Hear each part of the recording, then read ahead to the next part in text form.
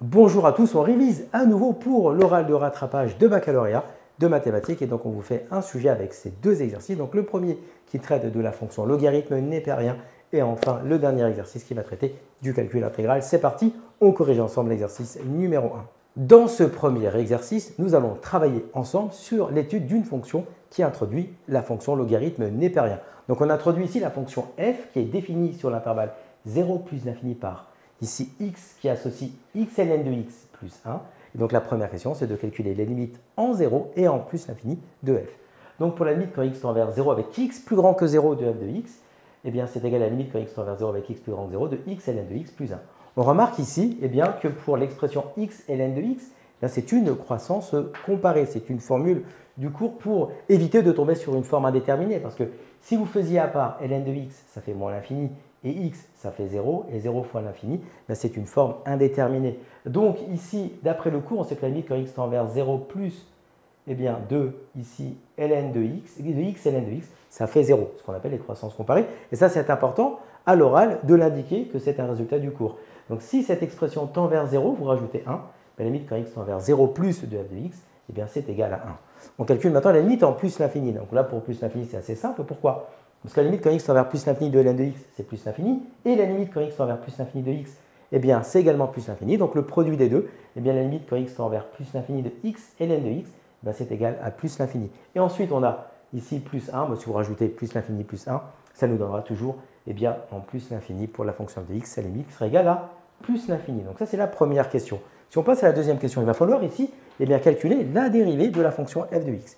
Donc en fait, ici, il est important d'écrire que f est dérivable sur 0 plus l'infini, parce que c'est le produit de fonctions dérivables sur 0 plus l'infini. Ensuite, ici, on reconnaît que dans la fonction f de x, il y a un produit, d'accord? Puis après, vous avez une somme ici. Donc c'est important de faire attention ici, c'est un u pour juste le x, un v que pour le ln de x. Et là, attention, l'erreur qu'il ne faut pas faire, ce n'est pas ln de x plus 1 qui fait v, non, c'est u qui fait x, v qui fait ln de x pour avoir un u fois v, comme on a noté ici, plus après wx qui est égal à 1. Donc on va calculer respectivement la dérivée de x, de u de x, qui est en fait u' qui vaut 1, la dérivée de ln de x, c'est 1 sur x, donc on met ici 1 sur x, et la dérivée de 1, c'est 0. Je rajoute également, là on avait ln de x, mais si vous avez ln de u, c'est juste un rappel, et la dérivée de ln de u, c'est u' sur u. Donc là, c'est ici au cas où on a la dérivée avec une fonction logarithme népérien qui est composée. Donc maintenant on applique la formule, on a u fois v plus v le tout prime, donc ça nous fait u'v plus uv' plus w'. Donc ça nous fait f' de x qui est égal à u' fois v qu'on a écrit ici, plus u fois v' plus w'. Donc 1 fois ln de x, ça nous donne ln de x. Et x fois 1 sur x, en fait, regardez, x fois 1 sur x, je barre le x là et là je barre le x là. Il me reste tout simplement 1. C'est ici j'ai plus 1, puis là le 0 s'en va. Donc il nous reste bien f' de x qui est égal à ln de x plus 1. On passe à la question 3. Pour cette troisième question, on souhaite ici étudier les variations de la fonction f. Donc d'après la question 2, on avait f' de x qui est égal à ln de x plus 1. Donc nous allons maintenant faire le signe, étudier le signe de f' pour en déduire les variations de f. Donc en fait, nous avons ln de x plus 1, donc on écrit ici ln de x plus 1 supérieur ou égal à 0. En fait, la question qu'on se pose, c'est à partir de quel réel x nous allons avoir f' de x sera supérieur ou égal à 0. Donc ln de x plus 1 supérieur ou égal à 0, je passe le 1 à droite, donc ça nous fait ici moins 1. Et ensuite, je vais composer par la fonction logarithme népérien, la fonction exponentielle, de part et d'autre. Et en fait, ça nous fait exponentielle ln de x supérieur ou égal à exponentielle moins 1. Parce que dans le cours, rappelez-vous, si vous avez a qui est supérieur ou égal à b avec a et b quelconque, alors exponentielle a sera supérieur ou égal à exponentielle b et l'ordre ne sera pas changé parce que la fonction exponentielle x est une fonction qui est strictement croissante.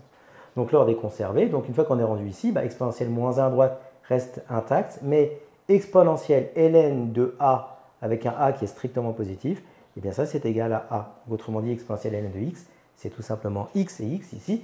On est sur l'intervalle 0 plus l'infini, donc on peut écrire cette expression. Donc nous avons x qui est supérieur à l'exponentielle moins 1. Nous mettons ici exponentielle moins 1. Et donc là maintenant, ce qu'il faut comprendre, c'est que f' de x est positif dès que x est supérieur ou égal à moins 1. f' de x est supérieur ou égal à 0 dès que x est supérieur ou égal à exponentielle moins 1. Pardon. C'est-à-dire qu'ici, on va avoir plus ici, et là on aura moins ici. Donc autrement dit, sur un intervalle où f' est négative, alors f va être décroissante. Et ensuite, là où f' est positif sur un intervalle, alors f sera croissante.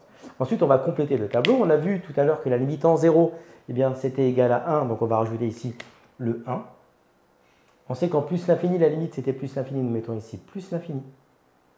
Et enfin, on va mettre la valeur exacte ici de l'extrémum, qui est f d'exponentielle moins 1. Donc, on calcule ici f d'exponentielle moins 1. Donc, on prend la fonction f ici et on remplace tous les x par exponentielle moins 1. Ça nous fait exponentielle moins 1, ln d'exponentielle moins 1 plus 1. On a vu que ln de ici, ln d'exponentielle a, ça nous fait ici également a. Donc, en fait, c'est-à-dire que là, ln d'exponentielle moins 1, ça nous fait ici juste moins 1. Parce que tous ces éléments-là que je mets ici, eh bien, le jour de l'oral, il faut absolument donner ces petites formules. Comme ça, vous indiquez au jury que vous connaissez votre cours. Donc, on a exponentielle moins 1 fois moins 1 plus 1. Donc, ça nous fait moins exponentielle moins 1 plus 1. Donc, on va pouvoir l'écrire ici de la forme 1 moins exponentielle moins 1, qui est la même expression que celle-ci. Ça, c'était la question numéro 3. On passe à la question numéro 4, dans laquelle on nous demande de calculer l'équation de la tangente au point d'abscisse 1. Donc, on a ici, on rappelle la formule y égale f' de a x moins a plus f de a. Comme on souhaite ici calculer l'équation de tangente au point d'abscisse 1, eh bien, ça nous fait y égale f' de 1 x moins 1 plus f de 1. On remplace ici donc tous les a par 1. Et ensuite, f de 1, on remplace tous les x par 1 dans la fonction f. Donc, ça nous fait 1 ln de 1 plus 1. On sait qu'ln de 1, c'est 0. Donc, ça nous fait ici tout simplement 1. Et pour f' de 1, donc dans la dérivée, ça nous fait ln de 1 plus 1. Mais ln de 1 étant égal à 0, ça nous fait ici 1. Donc, ça nous fait y égale à 1 fois x moins 1 plus 1. Et donc, finalement, y est égal à x moins 1 plus 1. Donc, y est égal à x. On passe maintenant aux dernières questions. Pour cette 5e question, on souhaite étudier la convexité de la fonction f. Nous rappelons que f est 2 fois dérivable sur 0 plus l'infini. Nous avions calculé à la question numéro 2 la dérivée de la fonction f. Donc, il nous suffit maintenant de dériver à nouveau f'. Donc, la dérivée de 1, ça fait 0. Et la dérivée de ln de x, c'est 1 sur x. Donc, f seconde de x est égal à 1 sur x. Or, x appartient à l'intervalle ouvert 0 plus l'infini. Autrement dit, ça veut dire que x est strictement plus grand que 0.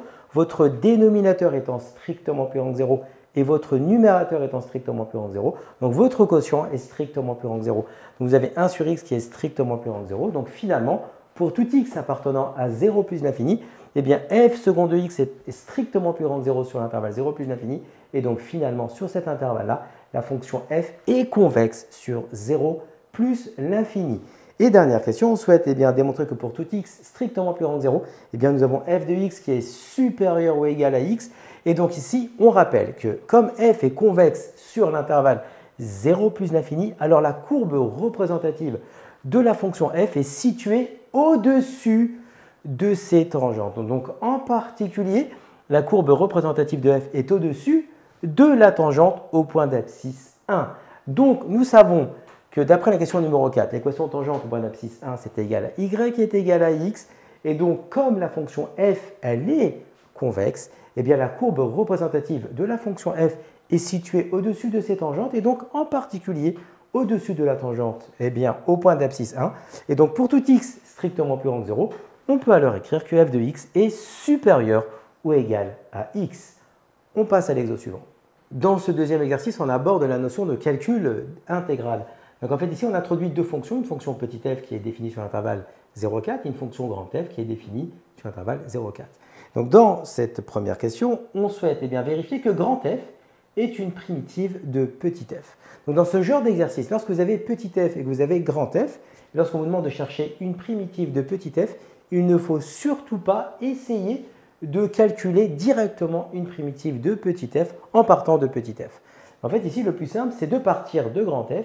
Et si on arrive à montrer que grand f' de x c'est égal à petit f de x, alors on aura montré que grand f est une primitive de petit f. Donc on part de grand f et on va dériver grand f et on doit s'assurer que nous allons retomber sur petit f. Donc ici, grand f est forcément dérivable sur 0,4. Donc nous avons ici un produit, après nous avons ici une différence. Donc on a bien la forme u fois v avec un w, d'accord? Donc ça va nous faire u' v plus u fois v', après moins w'. Donc u c'est moins 6x moins 14, v c'est exponentielle moins 0,6x et w c'est moins 1,4x. Attention, l'erreur c'est de ne pas prendre tout le v en exponentielle moins 0,6x moins 1,4x. Il aurait fallu qu'il y ait une parenthèse comme ça et comme ça pour pouvoir faire ici en v toute cette expression-là. Il n'y a pas de parenthèse, donc ça c'est U, ça c'est V, ça c'est hyper important. Donc maintenant on calcule U', donc c'est moins 6. Pour la dérivée d'exponentielle U, on rappelle que l'exponentielle U, eh bien c'est U' exponentielle U, donc ça nous fait moins 0,6 exponentielle moins 0,6x, et puis la dérivée de moins 1,4x, c'est tout simplement moins 1,4. Donc maintenant j'applique la formule, c'est U', on a dit U', plus U fois V', plus après le W'. Donc ça nous fait ici moins 6 exponentielle moins 0,6x, plus ici moins 6x, moins 14, facteur de moins 0,6 exponentielle moins 0,6x, moins 1,4. Donc on va laisser le moins 1,4 à droite sans souci. Et donc là, on va appliquer la distributivité. Donc ça fois ça, puis après ça fois ça. D'accord? Donc ça nous fait bien le moins 6 exponentielle moins 0,6x, ça reste intact. Et ça nous fait moins 6x fois toute cette expression-là. Donc moins 6x facteur de moins 0,6 exponentielle moins 0,6x plus moins 14 fois moins 0,6 exponentielle moins 0,6x et après moins 1,4. Et donc, une fois qu'on est rendu ici, on a moins 6x fois moins 0,6. Donc ça va nous faire ici le 3,6x qui apparaît fois l'exponentielle. Après moins 14 fois moins 0,6 qui donnera 8,4 exponentielle moins 0,6x. Après, on laisse le moins 1,4. Enfin, j'ai mis en rouge les facteurs communs. Il y a ici le facteur commun qui est exponentielle moins 0,6x. Donc, je vais pouvoir factoriser pour ces trois expressions par exponentielle moins 0,6x. Et j'ouvre une parenthèse et j'écris tout ce qui me reste. Donc, le moins 6, il est là. Le 3,6x, il est ici. Et le plus 8,4. Et ici, je ferme la parenthèse et après, je mets moins 1,4. Je réduis à l'intérieur de la parenthèse. Et donc, le 3,6x reste intact. Mais moins 6 plus 8,4, c'est 2,4. Moins 6 plus 8,4, pardon, ça donne bien 2,4. Donc, ça nous fait bien ici le fait que grand f' de x est égal à f de x. Et donc, on a bien vérifié que grand f était une primitive de petit f. On passe à la question suivante. Pour cette dernière question, on souhaite calculer la valeur exacte de grand A qui est égale à l'intégrale de 0 à 4 de f de x dx. Donc, en fait, ici, d'après la question numéro 1, nous savons qu'une primitive de petit f, c'est grand f ici. Donc, si on souhaite calculer l'intégrale de 0 à 4 de f de x dx, entre crochets, nous allons mettre une primitive de petit f, donc ici grand f, et les bornes, c'est entre 4 et 0. Donc en fait, ça nous donne grand f de 4 moins grand f de 0 à effectuer. Donc on va faire séparément grand f de 4 et grand f de 0. Donc ici, pour grand f de 4, on remplace tous les x de grand f par 4. Donc ça nous fait ici moins 6 fois 4 moins 14 fois exponentielle de moins 0,6 fois 4 moins 1,4 fois 4. Donc on a réduit directement le calcul, parce que moins 6 fois 4 moins 14, ça fait moins 38. Moins 0,6 fois 4, ça fait moins 2,4. Puis 1,4 fois 4, ça nous fait 5,6, donc moins 5,6. Donc ça, c'est grand f de 4. On fait la même chose pour grand f de 0. Donc ça nous fait moins 6 fois 0, moins 14 exponentielle, moins 0,6 fois 0, moins 1,4 fois 0. Et donc à la fin, grand f de 0 est égal à moins 14. Donc grand A, on a dit que c'était grand f de 4 moins grand f de 0. Nous allons faire cette expression moins celle-ci. Donc ça nous fait moins 38 exponentielle moins 2,4, moins 5,6, moins entre parenthèses, moins 14. Et donc ensuite, en réduisant, le moins 5,6 moins 14, ça va faire moins 5,6 plus 14. Donc ça nous fait ici plus 8,4. Et donc au final, on a grand A qui est égal à moins 38 exponentielle moins 2,4 plus 8,4. Donc ça, c'est la valeur exacte ici de grand A. Comme tu as kiffé la vidéo et que tu veux des bonnes notes en maths, alors tu mets un pouce bleu, tu t'abonnes à notre chaîne, tu poses un commentaire, on y répond sans problème. Ensuite, on t'embarque avec nous sur g20enmaths.com. Des exercices corrigés, des détails de ouf avec ça. Plus d'excuses pour pas avoir de bonnes notes en maths. Et bien sûr, rendez-vous sur nos réseaux sociaux.